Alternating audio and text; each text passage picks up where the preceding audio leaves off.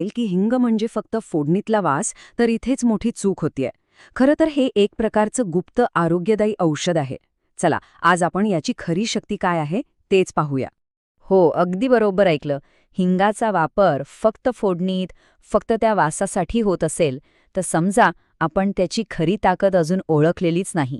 त्याचा खरा उपयोग, त्याची खरी जादू ही त्या वासाच्या खूप खूप पलीकडे आहे. आणि ती जादू नेमकी काय आहे, तेच तर आज आपण जाणून घेणार आहोत. आता हे वाक्य बघा.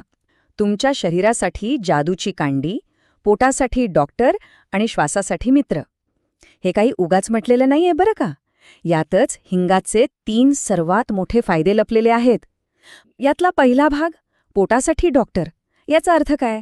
चला तर मग उलगडूया आपलं पहिलं रहस्य. आपल्यापैकी खूप कमी लोकांना हे माहीत असेल की हिंग हे एक जबरदस्त, शक्तिशाली पाचक आहे. म्हणजे विचार करा, रोजच्या जेवणातली ती फक्त एक चिमूटभर गोष्ट आपल्या संपूर्ण पचनसंस्थेवर किती मोठा आणि चांगला परिणाम करू शकते. बघूया तरी कसा. गॅस होणं, पोट फुगल्यासारखं वाटणं, ॲसिडिटी, अरे देवा, या समस्या आजकाल इतक्या सामान्य झाल्यात ना. जेवणानंतर होणारा हा त्रास अक्षरशः दिवसाची सगळी मजाच घालवतो, सगळी एनर्जी जाते. पण तुम्हाला माहितीये, यावरचा एक अगदी सोपा आणि रामबाण उपाय आपल्या स्वयंपाकघरात लपलेला आहे. तर यामागचं विज्ञान काय आहे? हिंगामध्ये ना अँटी फ्लॅट्युलंट नावाचे गुणधर्म असतात. आता हे जरा जड नाव वाटेल, पण सोप्या भाषेत सांगायचं झालं तर पोटातील गॅस कमी करणारी शक्ती. म्हणूनच तर हिंगाला एक नॅचरल गॅस किलर असंही म्हटलं जातं. तर हिंगामुळे पोट फुगणं कमी होतं, पाचक रस तयार होतात, ॲसिडिटी शांत होते. म्हणजे पचनाचं काम एकदम व्यवस्थित होतं. पण थांबा, हिंगाची जादू फक्त पोटापुरती मर्यादित नाहीये, ती अजून दुसरीकडेही चालते. चला तर मग वळूया आपल्या दुसऱ्या रहस्याकडे. पचनाचा मुद्दा तर आपण पाहिला, पण हिंगाचं काम इथे अजिबात संपत नाही. त्याचा दुसरा आणि तितकाच महत्वाचा फायदा आपल्या श्वासाशी जोडलेला आहे. हो, ऐकून कदाचित आश्चर्य वाटेल, पण हाच मसाला आपल्या फुफ्फुसांसाठी एका नॅचरल क्लीन्झरसारखं, म्हणजे साफसफाई करणाऱ्या एजंटसारखं काम करतो. सर्दी, खोकला, छातीत तो कफ दाटून येणं, जरा हवामान बदललं किंवा काही इन्फेक्शन झालं की या समस्या सुरू होतात. आणि मग श्वास घेणं सुद्धा किती अवघड होऊन जातं नाही का? आणि इथेच हिंग मदतीला येतो. याचं कारण असं की हिंगामध्ये अँटीव्हायरल गुणधर्म आहेत, म्हणजे तो विषाणूंशी लढतो. आणि सोबतच अँटी इन्फ्लमेटरी गुणधर्म पण आहेत, जे सूज कमी करतात. आणि ह्याच 2 शक्तींमुळे श्वसनाच्या समस्यांवर तो एक जबरदस्त उपाय ठरतो. म्हणजे बघा, सर्दी खोकल्यात आराम मिळतो, दम्याचा त्रास असेल तर तोही कमी होतो, आणि छातीत जो काही कफ साठलेला असतो ना, तो मोकळा व्हायला खूप मदत होते. चला, आता वळूया तिसऱ्या आणि तितक्याच महत्वाच्या फायद्याकडे. बरं, पचन झालं, श्वासोच्छ्वासही झाला. पण हिंगाचा महिमा इथेच संपत नाही. तो वेदना कमी करण्यासाठी आणि रक्तदाब म्हणजे ब्लड प्रेशर नियंत्रणात ठेवण्यासाठी सुद्धा एक नैसर्गिक उपाय म्हणून काम करतो.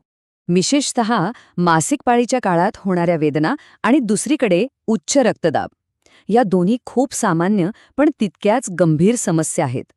अनेक जण यासाठी औषधं घेतात, पण हिंग हा एक खूप चांगला नैसर्गिक पर्याय ठरू शकतो.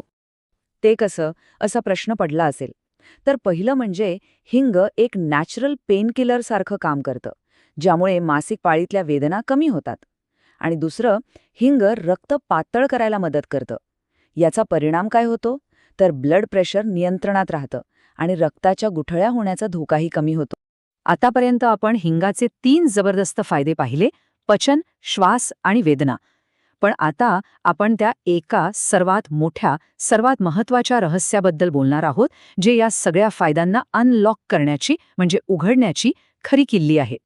एक अशी चूक जी जवळजवळ 99% लोक हिंग वापरताना करतात. आणि गंमत म्हणजे ही एक चूक केली ना, तर हिंगाचे फायदे मिळण्याऐवजी उलटा त्रास होऊ शकतो. जरा विचार करा, आपण तर ही चूक करत नाहीये ना? तर हे आहे ते सगळ्यात मोठं रहस्य. कच्चा हिंग कधीही चुकूनही खाऊ नये. तो पचायला प्रचंड जड असतो, त्याचा वासही खूपच तीव्र असतो. त्याचे खरे फायदे, त्याची खरी शक्ती तेव्हाच बाहेर येते जेव्हा तो योग्य पद्धतीने शिजवला जातो. आणि ती योग्य पद्धत कोणती? तर ती अगदी सोपी आहे. नेहमी तेल किंवा तुपामध्ये हिंगाची फोडणी द्या. फक्त चिमूटभर हिंग टाका आणि काही सेकंद त्याला परता. बस. एवढं केलं की त्याची सगळी शक्ती आणि फायदे तुमच्या जेवणात उतरतात. खरंच हे इतकं सोपं आहे.